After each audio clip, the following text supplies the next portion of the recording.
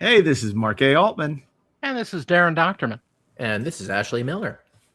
And we, the three of us, are the Inglorious Treksperts. And this is Cage Fight as we dissect The Cage. The original Star Trek pilot as our 60th anniversary celebration continues. What's the clickbait algorithm-friendly title for this episode, Mark? Cage Fight. WWE presents Cage Fight. Top 20 things you didn't know about the cage. Well, that's actually not bad. Yeah. Yeah, that's Not Nicolas Cage. Because April is the cruelest captain. That's very erudite. I like that. April showers bring May flowers. April showers. That's a different show. Well, we got we have the original Cage script dated August 31st, 1964, which was sent to us by one of our Inglorious Treksperts super fans, Ted Linhart. Ted, of course, is the blogger who does the great blog Ted on TV, which we highly recommend on Substack if you haven't checked it out. And he got us a copy of The Cage, which is part of his personal collection, with Gene Roddenberry's original notes. And we thought, as we kick off the continuing 60th anniversary celebration this year, it'd be worth doing a deep dive into The Cage. And we're starting right from the beginning. Yeah, but before we do that, we got a little housekeeping, as always. So before we get to The Cage, I want to say first... we got a little shout-out Mapes. Yeah, we got that. Join us this August in Star Trek Las Vegas, where we'll be bringing you the Treksperts stage once again. You can go to creationent.com for more information. Of course, we'll be back in Richmond this March for GalaxyCon Richmond. Always a great time. Fantastic guests already lined up. Shatner's going to be there. Hayden Christensen. Whole ton of great people. I think Jess Bush from The Strange New Worlds is going to be there. It's going to be a ton of fun, and it won't be the same without you. So we hope you'll join us. We're stronger with you than without you. And as we mentioned last week, during our Star Trek 4 episode, Star Trek 4 40th anniversary reunion episode, Treksperts Plus subscribers will have exclusive access, commercial-free access to the John Schuck Up Close and Personal. So as they said on Wide World of Sports, we're getting up close and personal with John Schuck. Thrill of victory, the agony of being a Klingon. And that's actually also not a bad title. The agony of being a Klingon. Agonize repeat. So that was a really great interview that the three of us did with John Schuck. And if you want to check it out, you ought to call it He Denies Nothing. He denies nothing. No. It's true. With an exclamation point. Yeah. I deny nothing. There could be no podcast as long as Kirk lives. So anyway, but as we've been doing this year, we've been reading letters from our listeners. We asked and you listened. We've been deluged with emails and letters about from our fans, from our listeners about why they love Star Trek. So I want to share another one with you if you guys are up for it. No. We would like you to write a theme. Okay, so this is from our good friend, a good longtime listener, Karen Walker. Karen's been with us for a long time, and this is what she had to say about her Star Trek 60th story. She goes, I know I'm late to the party. I started this letter before the holidays, but got sidetracked by both the holidays and COVID. So I hope you're better, obviously. So I hope you'll forgive me for the delay. I still wanted to share my thoughts, as I realized that although I've had several interactions with you online, I've never really told you all how much the podcast has not only entertained me and added to my Trekication. You go, girl. I love that. Just for you, Mark. But it came along at one of the most difficult times of my life. First, though, let me tell you how I came to love Trek. I grew up in a small town in California, and in many ways, I might as well have lived on the moon. Hopefully, Moonbase Alpha. That'd be pretty cool. Okay, I'll stop adding my little asides here. The sense of isolation from the big cities and from culture was palpable. The one saving grace was that we were close enough to Los Angeles that we got a fistful of LA TV channels, and a couple of them showed Star Trek on weekday afternoons. I was instantly transported. Of course, I love the adventure, the wildly imaginative stories, and the wonderful characters. But Trek was doing a lot more for me. It was reinforcing the morality my parents had provided me with. Marvel Comics at that time did the same thing, and it made me believe that humanity could be better. It also offered me a character that I could admire and relate to, Mr. Spock. I'm not saying I was a stoic genius logician, but as a young girl who loved science and science fiction comics and was placed in gifted classes, that's a little humble brag. I received my fair share of abuse from my peers. From Spock, I learned how to adopt a cool persona and deal out insults that shut down my mouth-breathing opponents. Continued over the years. Even when that bald captain kept surrendering his enterprise, I kept watching. In almost any situation, I can make a connection back to Trek, to a Trek moment or quote. This may indicate a mental illness. Indeed, it does. I can vouch for that. Like all of you, I've not been fond of the new Trek shows, but I've always been hopeful. We never said we're not fond of them. We said we have no comment. Yeah. And I continue to hope for good Trek, as do we all. So say we all. Right. Which brings me back to your podcast. When I found you guys in 2018, it was right after I had been diagnosed with thyroid cancer. In the years prior to that, cancer had been stalking everyone I loved, my dad, my now ex-husband, my best friend, and now it was my turn. I was lucky that it was caught early, but I still had to recover, and I was going back to the gym, trying to rebuild my strength, and I wanted good podcasts to listen to. She couldn't find any, so she found ours. That's right. I tried a handful of Trek podcasts, but yours was far and away the best. Back then, it was mainly Mark and Darren. That's why it was the best. And I'm just kidding. I mean, no, that's a little joke. It was mainly Mark and Darren. I just loved the chemistry you had. You also made me feel that we had grown up together, watching these shows and movies and having very similar, although not always the same, opinions. It was a blast listening to you. Then in 2019, I went through a divorce. And again, your show was a welcome relief.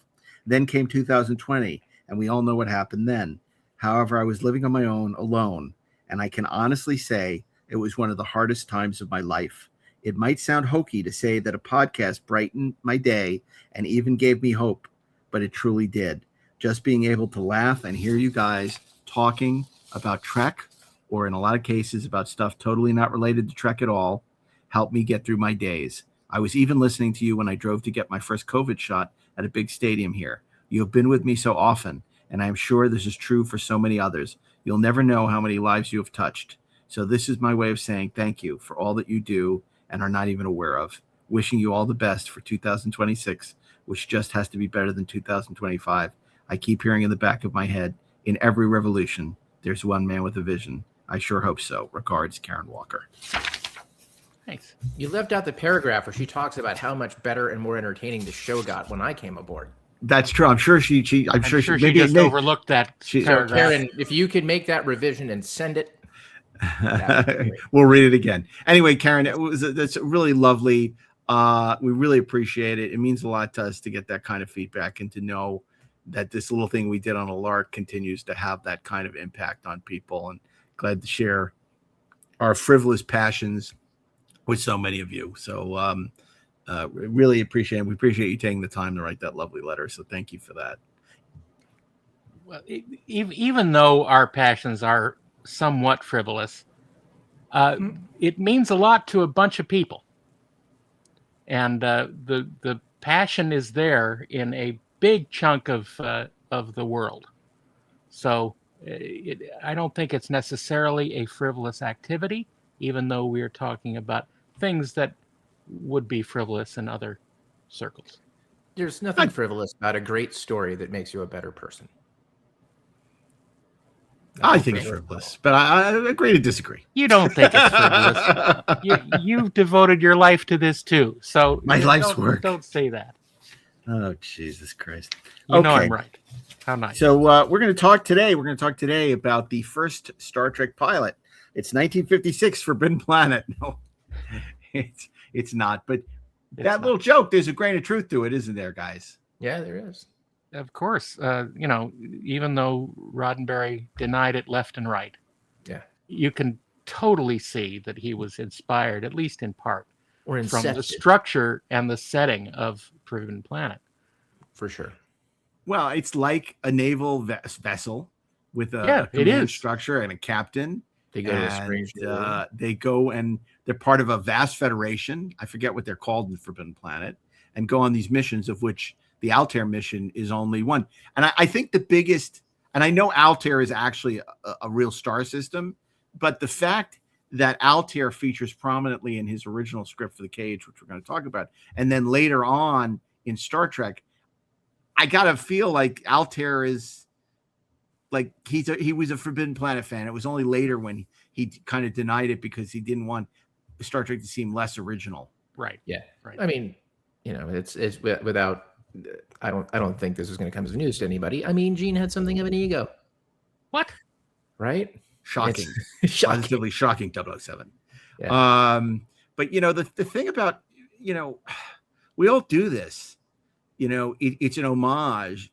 It's not stealing. And if Forbidden Planet inspired him to create Star Trek, there's nothing wrong with that, because it's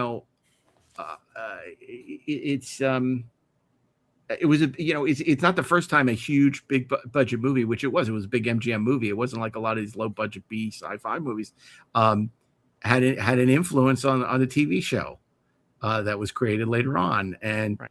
I think certainly, production design, the look of the show, all this stuff. But, to Gene's credit, the thing that he doesn't do in Star Trek that Forbidden Planet did, it's not an all-male crew, which was very forward-thinking at the time. Right. I mean, in The Cage, he has a woman in second command of the ship, which in 1964 was crazy, right? So, I mean, that was great. The transporter, brilliant. That doesn't exist in Forbidden Planet. There's something, even though something that looks exactly like it does. Right. Yeah. But that's more of a suspended animation thing. It's not it's a teleportation. Right. It's basically to keep them from being crushed by the gravity fields when they're coming into orbit. And he has robots, our metal friends, Robots. Which ultimately would lead to things like Rock. Robbie the Robot, is such a great character. And, so I think Star Trek is inspired by Forbidden Planet. I don't consider it a ripoff of Forbidden Planet. No, but you could certainly take the script for Forbidden Planet and quite easily turn it into a Star Trek episode. Yep. Oh, for sure. Wouldn't that be interesting? Yeah. Although The Cage is a little bit like that, because of course Forbidden Planet, for those of you who aren't familiar with Forbidden Planet, they find this but this man and his soul, his daughter, living on this planet, and they're being menaced by a monster that turns out to be a creature from the id, which is heightened by his discovery of an alien civilization. I mean, look at The Cage. I mean, they find the survivors of this encampment, and it turns out that they're not real because they're being influenced by the powers of illusion of these aliens that have lost the ability to do anything. In touch with what's keeping them from touching. You dig? Because they are totally, now their psychic and mental abilities gave them they lost their ability to do anything physical, which is interesting because in a way, obviously it wasn't an allegory for social media, because social media wouldn't exist for another 60 years. But that's the great thing about Star Trek. The metaphors keep changing, like the ultimate computer, which is man being replaced by computer. Now it's like the M5 is a stand-in for AI. That's right. M5 has drawn 6 fingers. Yeah, the M5, right? It's the M6. The M6. Yeah, but and I mean, obviously, Darren, wouldn't you say in terms of the production design of Forbidden Planet? I mean, the planet is just like the planet set in The Cage and Where No Man Has Gone Before. Well, true, but that's also in keeping with the way that they made productions back then. But I will say, for all that it may borrow in structure and sort of setup for Forbidden Planet, at least Star Trek didn't literally borrow the sets and costumes from Forbidden Planet the way that the Twilight Zone actually did. Mm. Mm-hmm. What's interesting, Two, I think that where it veers off from Veer Forbidden off. Planet is the fact that the characters are much more well drawn. Forbidden Planet, I mean, if you remember, it's Leslie Nielsen as the captain, and he's And stiff as O.J. a board. Simpson is his first And officer. you know, Warren No, he's Stevens, and not. there's not a lot of depth to those characters. Yeah, but the great thing about the story is that they don't need to be. That you know, Dr. Morbius is mysterious enough to carry the sort of character weight of the story, and you know, I think it's interesting to see the interplay between Altera and Commander Adams. Because that's the time where they most behave like actual people, rather than Adams standing around giving orders that are kind of wishy-washy. I'll have less dreaming aboard this ship. Okay. Jared, to your point about the costumes and the sets, just a little note to the kids who are playing at home. It's actually fairly common for sets, costumes, those kinds of things to be offered up for sale, bought, you know, at auction or pennies on the dollar from one production to another. In fact, when I was working on the Twilight Zone, I went up for one of my episodes, and I'm walking the set, and I realize that there's a buttload of set deck from Agent Cody Banks.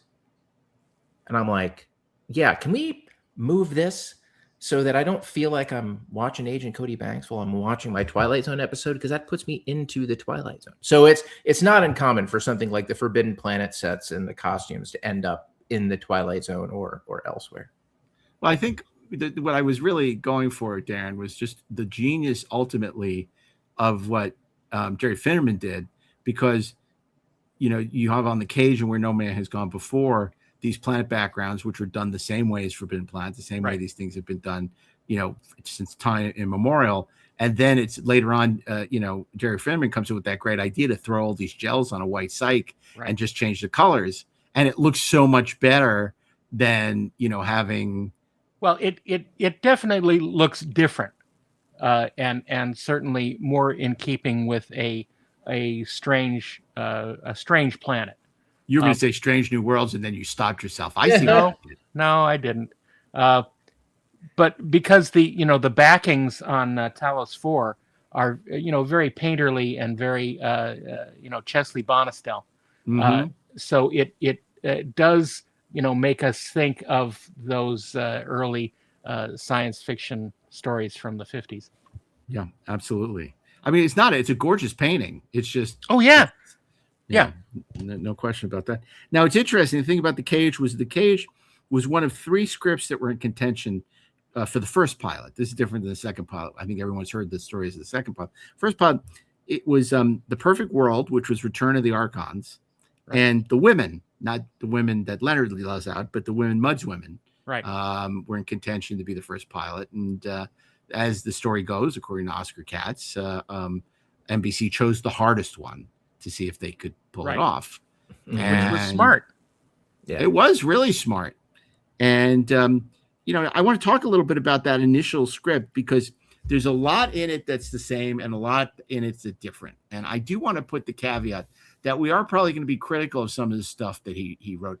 But keep in mind, everyone's first draft, and this is not his first draft, but this isn't the first draft, because this doesn't talk about the crab creatures. Yeah. This is not the first draft, but the purpose of rewrites, and you should be judged on the final version, not on various interim versions. This is more an educational curiosity. You know, we're not criticizing, you know, or if you were a Trek-ucational curiosity. Yeah. Oh, thank you, Darren. I would agree with that completely. That's my one olive branch. Yeah, I and I accept in the spirit it was given. But what's so interesting about this, I felt, you know, the way it opens, is there's a whole scene that's not in The Cage, which is about a rescue mission. Apparently, there's been this terrible tragedy that's happened on Altair, where the navigator of the Enterprise has killed a bunch of creatures that were ants, these ant-like creatures. 4 dead, 3 injured, and basically this guy Crowley, when he's beamed back aboard, and I don't think he is beamed back aboard. I don't think they have the transporter yet. I think they were using the shuttle. Not the shuttlecraft. They called it the space boat. Space boat. Exciting and new. Come aboard the space boat. Okay. Da-da-da. So Crowley says they look like big ants. How could I know they were intelligent enough to have weapons? And April, this is still Robert April. He's not Pike yet. He's not James Winters yet. He's not Pike yet. He's Robert April. And by the way, Robert April is something Gene took from an episode of Have Gun Will Travel he wrote, where he used the name Robert April. He says, "Get off my ship, miss," which I always love when Kirk and Mr. really punctuates these things. Right. And what a dick. So now he needs a new navigator, right? So who does he bring on the new navigator? We get this whole scene where like the new crew is coming on board. Right. And one of them is Jose Tyler. Right. Who's like young, and they're making fun of him for being so young that he doesn't know anything, but apparently he knows quite a bit. The other character, right, that is on board, which is really interesting because it kind of is the John Hoyt character of Boys, but is his Yeoman Jones, who's like, he's really old. He's in his 50s, really old. And so he's leaving the Enterprise. He's upset he's leaving the Enterprise. So he gets a new yeoman, or as they joke, his yo woman. Right. Yo. Yo woman. Yo baby. Where is my super suit? Yo woman cult who comes aboard. And even though there are artifacts of this in the final version, there's a lot more, I don't say misogyny, it's more sexism about yeoman cult and like, just stay out of my way, and how am I supposed to be a woman, and all this other stuff, and it's very 1964. Because men were uncomfortable being around women that they had to control themselves around. Yeah, which is just, it's like, so here's the thing. In the world we live in now, you look back and you think, oh my God, but that is the way it was. And so, well, I mean, it's just the way it was. I read it a degree off of how you guys are reading it. Here's how I read it. Here's how I've always interpreted it. That it's not an accident that Gene was putting women on the bridge, right? And I think that a lot of the attitudes that were being presented, by the way, were probably very common for like women entering the workplace, especially at that time. And so he's dramatizing a thing. He is not presenting Yeoman Colt as being incompetent. She's not, right? It's like she is the target of criticism and all those other things by the bridge crew, but not by the audience. That's the joke. And that's the thing that's important. So, it's like when we I think when, the sort of younger fans look back at some of these things and clutch their pearls because they're fucking uneducated. They're not looking at it in the proper frame. It's not even like, oh, it's the attitude of the time. It's dramatizing something that's very important about the time. It's actually dramatizing something. It's dramatizing an attitude of 20 years earlier. That's right. And it's World War II. It's actually forward thinking. Very well put. It's very forward thinking. Yeah. Well, because what Daren's saying, and I totally agree with this, is you have to look at, these were all veterans of World War II, Roddenberry, Justman, all these guys. And so when he thinks about the bomber that he was on in the Pacific, there were no women.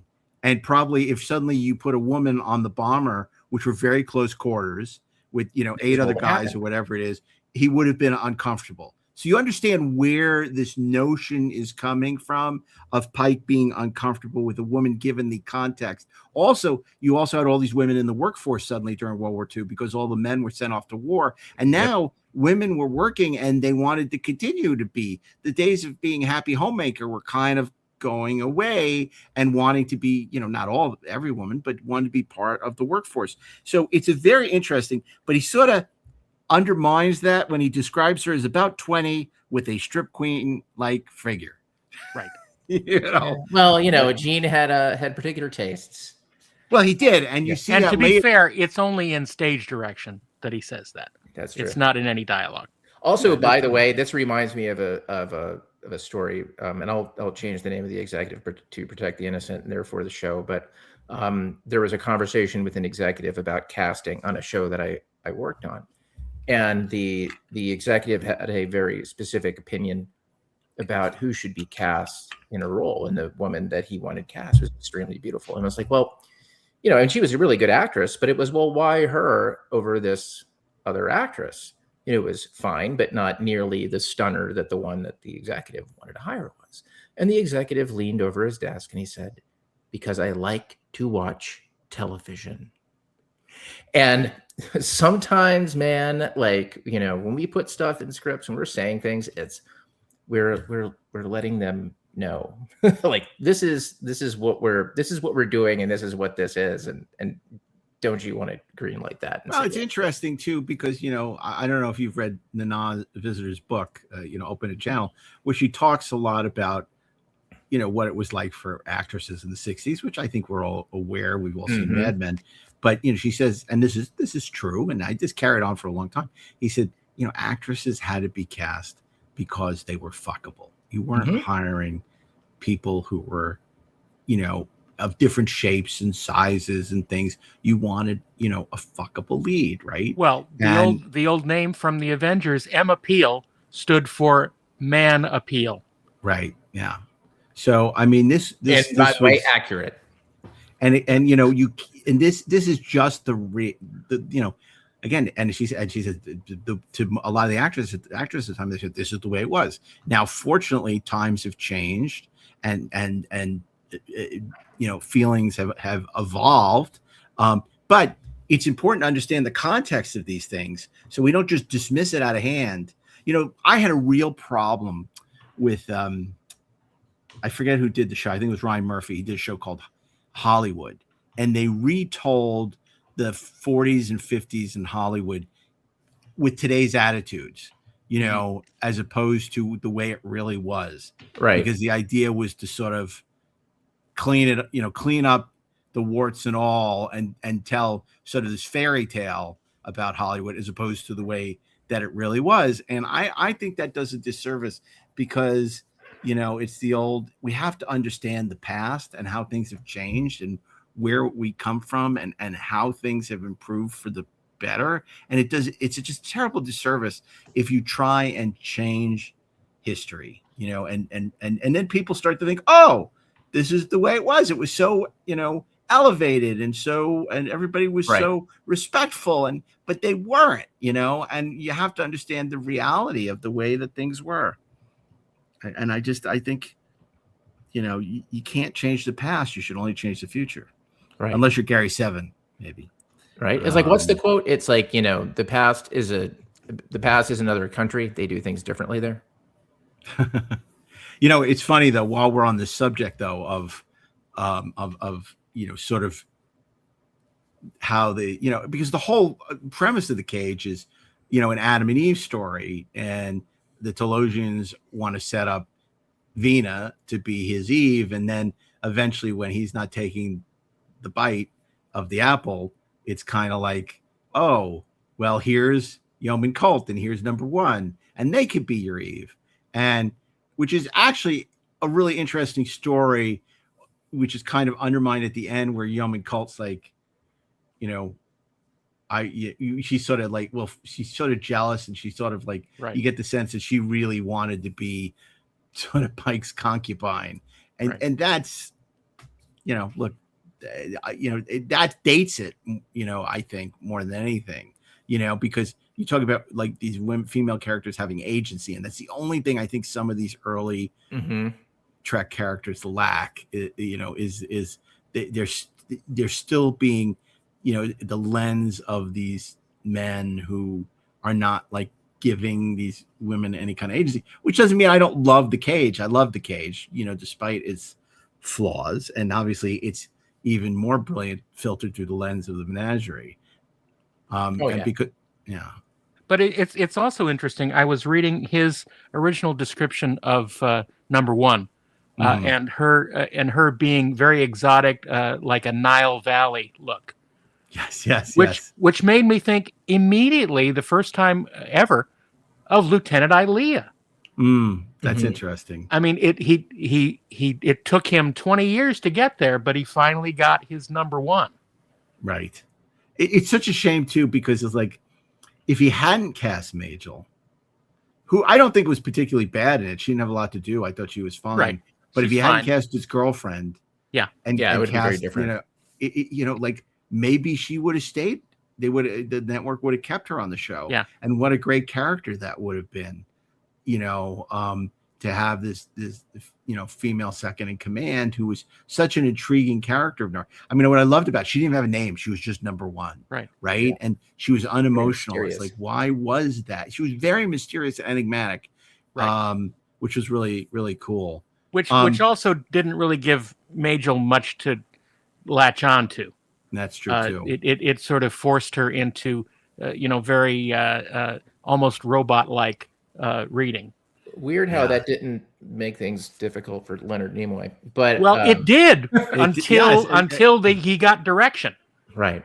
But not even, I mean, the thing that Leonard always said was Jeff Hunter was so low energy and Right. so monotone that He the had to- reason that he went high was because Jeff was playing it low. And it was only with Shatner where he could come down, because Shatner was big and he could be smaller. right. I mean, which is really interesting. By the and way, true. hot take. I think Yeoman Colt was much better than Yeoman Rand. That's just me. They should have kept. I him. love Yeoman Colt. Yeah. I thought she was great. Yep. Laurel Goodwin. I often think to myself, because she did a couple of interviews over the years about that, and I always think, God, that got to be heartbreaking. It's like being Pete Best in the Beatles, right? Being the drummer Right. for the Beatles. It's like she's casting the pilot. She thinks she's coming back. The show gets picked up. It gets a second pilot, and she's not And invited she's gone.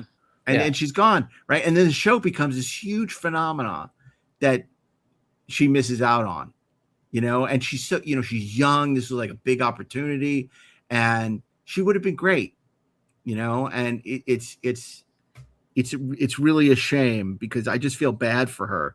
I feel like she's the Pete Best of Star Trek. Yeah, that's such an interesting way of putting it, but I think so true.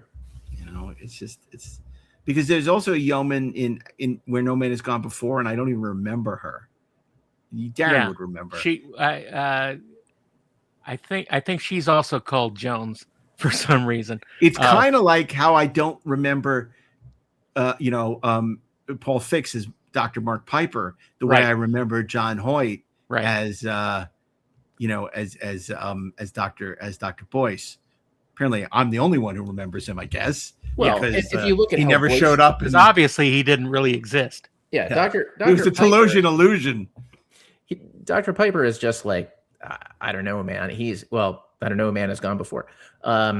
He doesn't really have a lot of personality on the page, man. But Boyce, you read Boyce and you close your eyes and you hear McCoy. Yeah. At least I do. I absolutely hear McCoy. Well, you hear McCoy about 10 years older, Yeah. which I like. I Right. like that he's almost a father figure to the captain. Right. Because what you don't want is a younger McCoy weirdly played by Thomas Jane. I don't Okay. know. Well, that's a crazy idea. Well, forget thank I goodness said that's that not one. going to happen. God, that's not going to happen. It's interesting because before we move on from this idea of the way the women are being depicted, I have to go because, everyone knows I'm a huge fan of the Green Ryan Slave Girl, and obviously Susan Oliver, who's just a remarkable person. Oh, yeah. I mean, just a remarkable person. Everything, being an aviator, being a director. I mean, just, died of cancer in her 50s. It's just tragic. And she's so great in the cage. I mean, he creates this whole mythology for the Orions where the red slave girls who are okay, but the green ones are the really hot ones. And there's this whole, it goes on, and I don't think I have it in my notes, but there's a whole scene here that is just priceless where, forgive me, where does he say? It's like, oh my God. Give me a Where is page this? number. Oh yeah, Darren, if you would be so kind. It is. Did I not write down the page number? Am I an idiot? These are two separate questions. And they both have the same answer. God damn. Well, while you look for it, if you don't mind looking for it, I'm going to say this. Yeah, because here's a note I made about. It's like in the middle of the script. Colt says at the end with the Eve situation, where the Trelosians are punishing them. She goes, I just wrong thought, and they're not punishing me. I mean, this is the example of some of the dialogue you find in a mid-level draft, right? You know, I'd be probably it's a couple of drafts in, but there are a couple more drafts before it's finished. And you know, at the end, Vina says, she's basically, you know, saying this can be paradise. She's trying to convince April to stay because they're going to commit suicide. She goes, suicide is wrong. I thought suicide was painless. But that was the John Shuck episode. That was the John Shuck episode. Yeah. But so there's a lot of like sort of, you know, dialogue that's kind of, you know, iffy. But what was I going to say? Got it. You know, it's interesting too because all those scenes initially it's set in Renaissance France. Renaissance Italy. They call a phaser in France. And at one point, April, when they find themselves in this room in Venice, April says to Vina, "I am not a Borgia." It's just like, oh my God. Wow. So, and they keep coming back to this room in Venice, you know, this Renaissance era room in Venice. And I don't know if that's just because they figured like they had the set, you know, like maybe they had the flats for, you know, a Renaissance Italy kind of room, or I don't know what, but I mean, obviously that went away. They didn't keep that. Real nice place here you got, Mr. April. What page is that? Give me a page number. No, we don't. Page. I can't find it. You can't find it. No. Oh my God. Okay. Well, and I don't know if here. I mean, I will tell you this. I mean, I have some notes about it. They're asking April, you were in the space service yourself once? Because matter of fact, I used to stop here now and again. And oh no, Vina says that he used to stop here now and again. And then Earth sent a blistering report on us. And with their fantastic profits, the Orion trade was shocking. It took advantage of the strange compulsion of the natives to sell themselves, even their cities and provinces. Good-natured laughing at this. Space officer. They say the green ones are the greatest, though. Dangerous. Razor claws. And they attract men like a sensation of overpowering hunger. April is perceptibly startled at the words overpowering hunger, a term used by the keeper. And why had Space Officer emphasized these words? And why is he giving April that searching look? I don't know. Because Darren can't find the page number. No, I found it. Oh, okay. We have an angle on Vina. Wild, green skin glistening as if oiled. Hand down. At her fingertips, long gleaming white nails like razor-edged scimitars. Hair not unattractive, but suggesting a wild animal mane. She is moving out to the open rectangle in front of the table, her eyes wild, her muscles rippling. It is less a walk than it is a carnivore's game-stalking moment. The red-hued female servants have hurried off, frightened, but one is slower, and Vina suddenly pivots with a cat sound, bars the frightened red female's escape. April's male servant has grabbed a whip, leaps out to intercede, and Vina turns snarling at him. The huge red-skinned man swings back to lash at her. And so on and so forth. But I think he found very much excitement in this section. Well, you know, some of this was filmed, actually. There's more to that scene that they cut because of standards and practices. It was like, I think there was a line, tame the whip, tame me, use the whip. And you know, some other stuff, and there was more dancing and gyrating that they cut as well. Can you talk briefly about about the writing? I mean, just in general. So it's fascinating for me to kind of go and look at this script and kind of look at these scripts and see the things that Roddenberry is doing that we just don't do anymore. That the level of detail that you were laying out, and look, I write fairly detailed in terms of the action, but it's like it's very specific, right? It's like it's not down to, and now I'm turning my head, and you can look at like at some of the passages in here where he is literally just micromanaging the actors and like who they're looking at, and they're nodding and they're doing all of these things, and it's like a wall of text, and it's just fascinating to me. It's these things that are all just no-nos now. And then the other thought that goes through my head that I swear to God would keep me up at night and like maybe make me wake up screaming is that I have to remember that, they were doing all of this. They were probably writing by longhand and then having somebody type it. And then they were doing their notes and they were having somebody type it. And it's just, oh my God, man. Oh my God. Just the sheer level of effort required to turn out one of these scripts just gives me heart palpitations. It just inspires an anxiety attack. This is especially fascinating because most of the notations in this are by Roddenberry fixing dialogue and making the lines more efficient and more descriptive and less cumbersome. In his own hand, much like Brahms.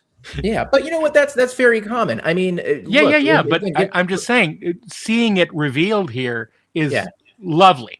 Yeah, looking at that process. I mean, and it's just it's like we all do it. It's you go through, like for me, I go through like probably like 9 drafts of just doing like just handwritten notes like on dialogue and then typing like it's old school. And it's just it's interesting to sort of see that happening in quasi real time with Roddenberry and kind of going through. Well, it's interesting how the computer has changed the process because, of course, at the time this was written and throughout the production of Star Trek, you would have either dictation or typed, and then the secretary, and they were called secretaries then, typed it up and then mimeographed it, and then the writer or if it was a showrunner like Gene or Gene Kuhn, they would then do notes on it. But if it was Gene Roddenberry who's getting a freelancer script, he would then do a memo on it, and then he would rewrite it. But and then it would have to, the secretaries would have to retype them. It's not like, and you see handwritten notations a lot because sometimes it's not worth, or they don't have the time to retype it. It's just so so they're much crossing easier. things out and just marking stuff up in pen. It's not until years later. I mean, Gene Roddenberry was one of the first people to get a word processor in the 70s. Right. But, you don't really see until, the 80s where people are really starting to write on computer and you're able to revise things on computer. And then, you have programs like Final Draft that are, so great that you never have to do a hard copy and mark it up, although that's some people's process. Oh, dear Lord. When I got out to LA in 2000, I was just gobsmacked at how much technology had not invaded the process. How much of it was still based on you're printing stuff out and there's hard copies and we're not emailing and we're faxing and we're doing all of these things. And I'd come from like, the defense sector back in DC when everything was email and like everything was like electronic, and it was rare that we had to deal with hard copy and just all this stuff just felt so backwards. And it wasn't for a couple of years after that. Like, I think I got here just sort of at that moment, at that inflection point when technology truly changed how we engage the process of doing the work. Hollywood's procedures had been so ensconced and so tested over the years that it took a lot to change them. And that happened in every department. It was so entrenched that the modern world invaded it a little bit. Yeah. But a lot of these things ultimately are bad for Star Trek. Not that they're bad for the industry, but they're bad for Star Trek in the sense of this. When we're shooting on film, the reason we have all this amazing material from the original Star Trek is because of the trims from the cutting room floor, which were basically turned into slides and then sold by Gene Roddenberry very cagily. And as a result, we have hundreds, not thousands, of behind the scenes and cut scenes and stuff. Then you also, it's the same thing. You have, the memos, you have thousands and thousands of pages of memos, which by the 3rd season of Next Generation starts to go away with the advent of email. and the advent, so you don't really start to see people communicating through memos. And the reason that we are able to pour over this history of the production of the original Star Trek in a way we can't with any other series, although that was different because I was writing about Next Generation contemporaneously, but when you can't do the scholarship about these other shows the same way as the original series because it's so well documented. Right. And that'll never happen again because you don't have the memos, you don't have negative, you don't have anything. It's like it's all ephemeral. Yeah. The digital media is sometimes saved, sometimes it's not. Once you've cut the episode, more than your dailies usually are gone, or even if they're saved, nobody's going back to dailies from a show from, you can't even find them from 8 to 10 years ago, and maybe the drives are gone. Or have it's like people aren't preserving. They're preserving the films, they're preserving the episodes. But I think it's like if you suddenly wanted to find deleted scenes from Deep Space Nine or from Voyager or something even more recent, it'd be very hard to, find all that stuff.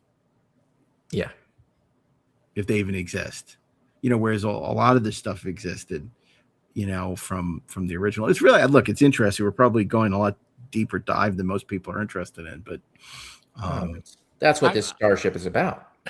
I'm particularly interested. There's a little section where April is talking with the Telosian, and the Telosian was confused about April's responses to a lot of these illusions, and the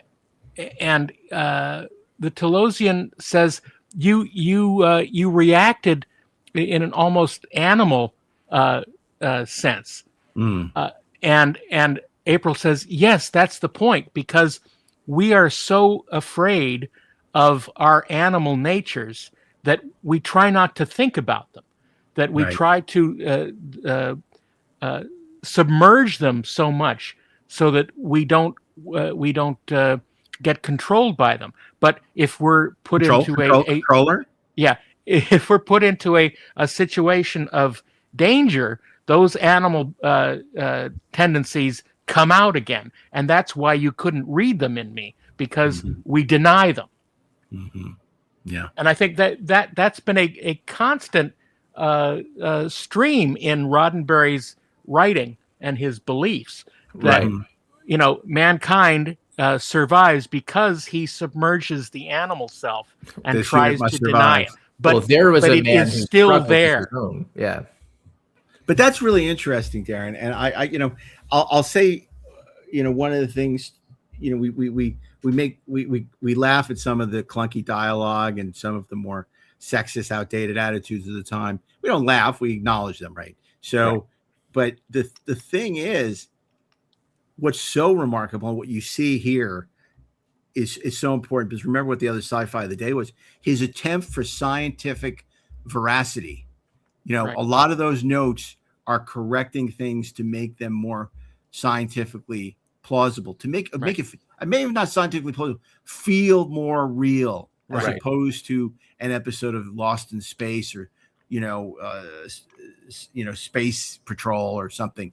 He's trying, obviously he worked very closely with his cousin, Harvey Lynn, at the RAND company to create all this technology that felt real and prescient. And he's so successful in that regard that our view of the future now is so shaped by the vision of Star Trek. Yeah. By the way, it bears noting. So when I was in the 90s, when I was living my completely different life, we used to refer to the RAND Corporation as the glue factory. Why is that? Because it's where we sent all the old scientists and engineers to die. Wow. Jesus. It was like you're retired, you go to RAND. It kind of, I think that like its peak relevance was probably around that period. And then I think it's almost like it's where you go, like if you're sort of emeritus, but then, DARPA sort of became way more important. But that's neither here nor there. I just thought that was really funny. That was like, oh yeah, because in the 90s, it's like you wouldn't be talking to the RAND guy. Yeah, the punks had taken over. Yeah, exactly. It's so interesting. But there's one more person who wants to weigh in on this wonderful episode, so I'm going to bring him in right now. In the last couple of Star Trek movies,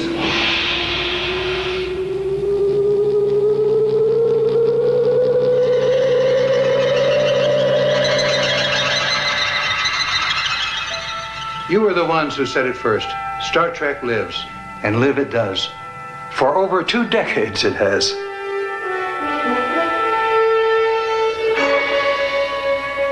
But now I want to take you back to a time when the Enterprise and Spock and Kirk and all the rest were just part of an idea I had. Back to the beginnings of Star Trek. To the first Star Trek pilot. A pilot being a film that is meant to demonstrate to a network what a new series will look like each week. This 60 Minutes is today considered something of a television document. And some regard it as perhaps as exciting as any Star Trek that's since been filmed. When the network saw what you soon will see, they rejected it. From that day until now, the first pilot has never been seen in its original form. This Star Trek pilot story is called The Cage. Check the circuit. All operating, sir. Copy the screen then. It begins on the bridge of a recognizable Starship Enterprise, commanded by Captain Christopher Pike, played by the late Jeff Hunter. So far, so good, except that TV in those days was at the peak of its love affair with the Western story. I wanted to sell my series, so I had promised the network that my Star Trek idea would be little more than a space Western. A wagon train to the stars, zap guns instead of 6-shooters, spaceships instead of horses. But as I began writing that pilot, I suddenly realized that here was a chance to do the kind of drama I'd always dreamed of doing. I had seen science fiction movies before, but I'd always thought to myself, not enough characterization, not enough motivation. Perhaps I could use this as an excuse to go to those far-off planets with little polka-dotted people if necessary, and be able to talk about love, war, nature, God, sex, all those things that go to make up the excitement of the human condition. And maybe the TV censors would let it pass because it all seemed so make-believe. So instead of a space western, I delivered a very different kind of story.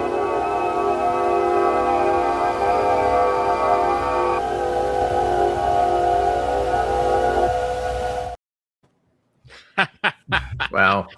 I love that. angled, I man. love that opening that they had on the first release of the complete Cage episode. Yeah, even that is so fascinating because, of course, for those people who aren't familiar, he had this little black and white print that he used to take around of the Cage because they actually cut the color for the menagerie. They used the negative, and that's where they got those color scenes. So it was like he had a print that was the black and white for the omits, and then color for the scenes that were in the menagerie. No, and his reel was all black and white. His reel was all black and white. Yeah, well, because there was a version that was color and black and white, and then they finally found the original negatives, and were able to strike a new print and and so video. there was finally a color version, which is why they added it to the syndication package, because they finally had a full color version. But this was such an oddity when this came out, and it was so cool. I remember I went to the Museum of Television Broadcasting to see him speak. It was the first time I ever saw it shown, and it was so awesome to see him speak about it. And and I told you in 1976, I went to Kane College in New Jersey and saw him speak in front of a huge crowd of students and everybody.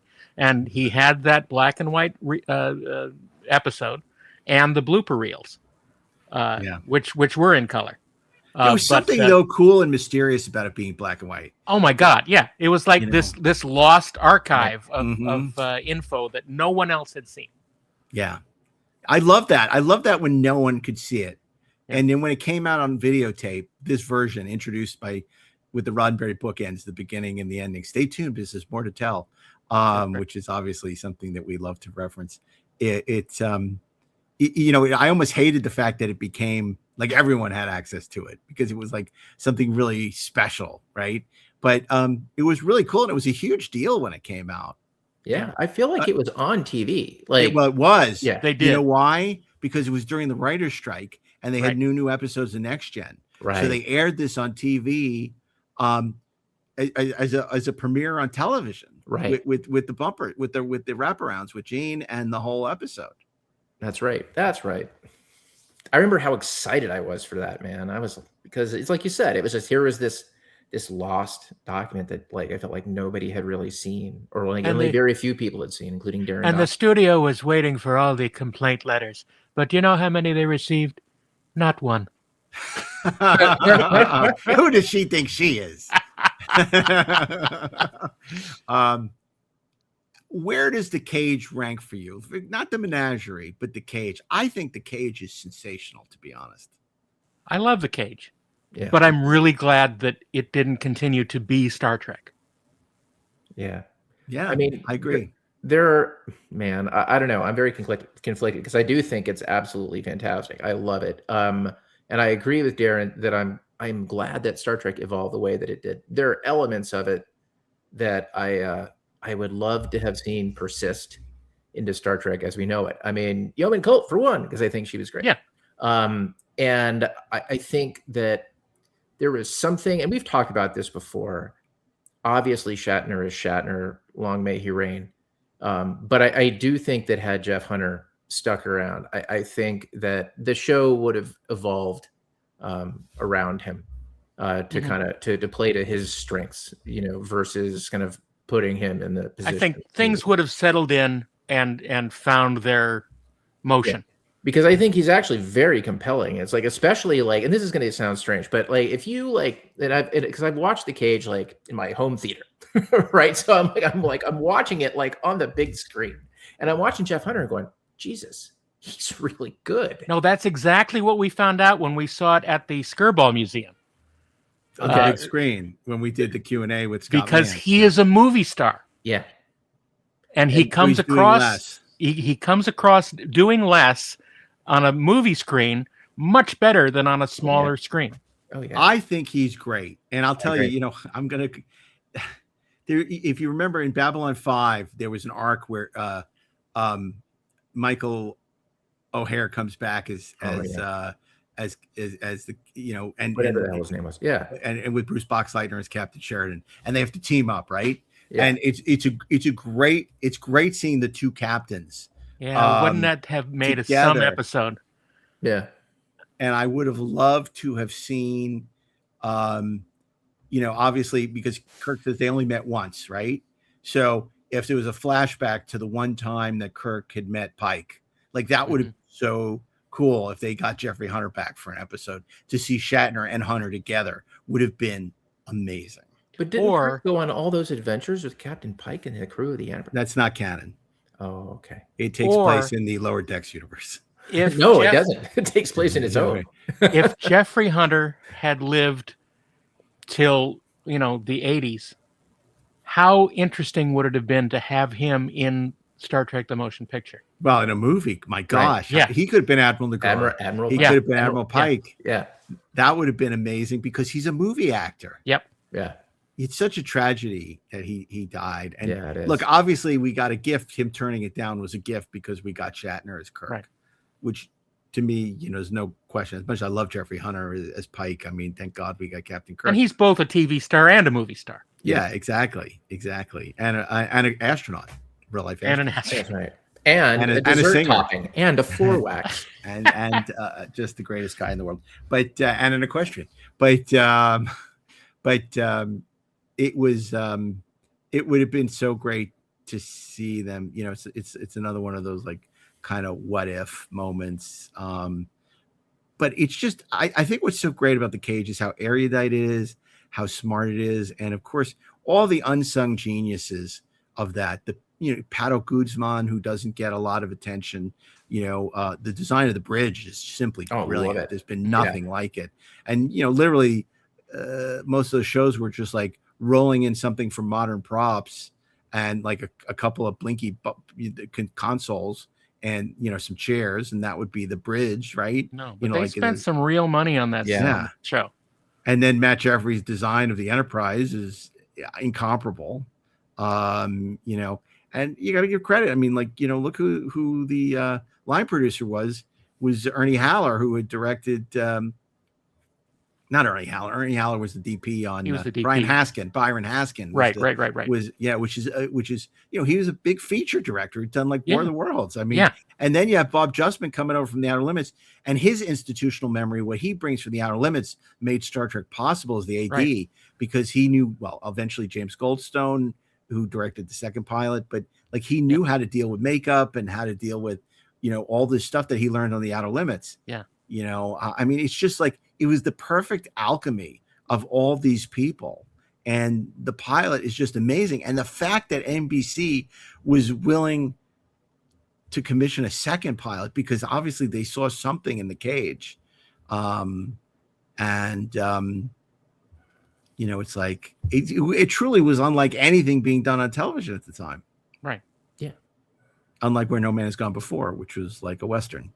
Yeah. So, which is not to say it's bad. It's just to say, Where No Man Has Gone Before is more straight down the middle. The Cage is like, it's out there. Cage is sci-fi. Yeah. Plus, the thing about The Cage, and I don't want this to go on forever, but I will say this.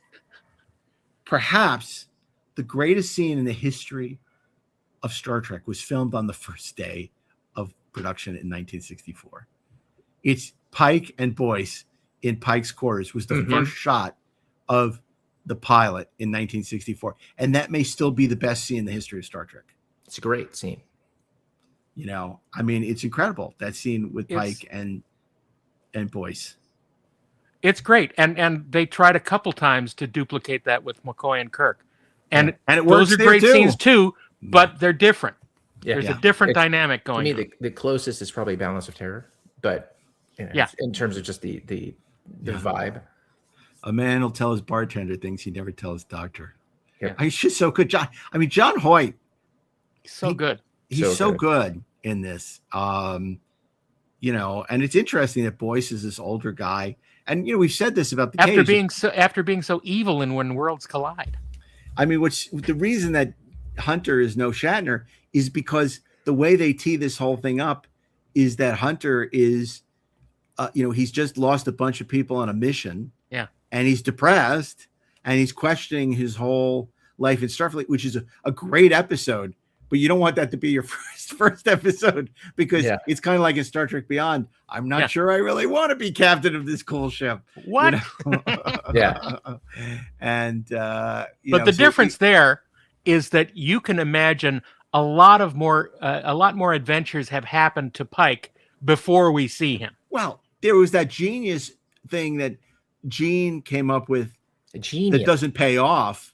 But the idea that the reason that Leonard Spock is walking with a limp is because he was injured on a previous mission. Now you look at it and think, why the hell is Spock limping? Right. But it's like it was the right idea. It was the right idea. Yeah, and I think Tyler has his arm up in a sling. Yeah. So if now in a serialized show, what would happen is it would happen in episode 2 or 3, and then in episode 4 he'd be limping and he'd have the sling, and it would be great. You can't do it in the pilot, but it was worth trying. Yeah. I respect the ambition of it so much. But it's cool to be dropped into the middle of a story that has been ongoing. Yeah, for sure. Plus, the other thing is, how great is it when Gene is walking the set and he comes across the plants that the greensman put out, and it's just a plant he bought, from Home Depot, whatever it was in the 60s, right? And from Barney's Greenery, and he says, no, there's nothing futuristic about this. Plants won't look like this on the alien world. He says, what are plants going to look like? And he turns it around, and has the roots coming up, and it's like, it's just so. It's like this is the audacity of youth and having, just be given a show that's unlike any show that's been done before. It's not like, oh, we're going to do another Western, or we're going to do another police procedural, or we're going to do it. It's like, man, they brought it. They really, and I think that's why we love this freaking show so much. Yeah. They boldly showed what no show had showed before. Yeah. So, okay. Well, look, we should probably be wrapping this up. Any final thoughts about The Cage? The women. If you haven't seen it, I mean, if you've only seen the sections that they show in the menagerie, I think it's worth a look as an entity unto itself, because it's extremely well done, and it is a different take on Star Trek, and it's one that, like I said, I wouldn't necessarily have liked to have seen continued, but it's a great look at the past of our favorite show. It's worth seeing Cage on full intensity. That's right. Well, that is true. Speaking of full intensity, if you want the full intensity Star Trek 4 experience, you want to subscribe to Treksperts Plus, you can listen to our exclusive conversation with John Schuck, up close and personal. It's fantastic. I will vouch for it. We had a great You time with personally Presumption. vouch? I do. And Treksperts is copyright 2026 by Treksperts Podcast Network. Executive producers are Mark A. Altman, DAREN, DOCHTERMAN, Ashley Edward Miller. You may recognize them from this podcast. It's produced by Brian Mix and Peter Holmstrom. Music by Joe Kramer. Available on Apple Podcasts, Spotify, and now YouTube, and wherever you listen to podcasts. So check us out. And, of course, you can visit us on social or email at trekspertsplus@gmail.com. We're looking for more letters about what Star Trek and by extension the podcast means to you.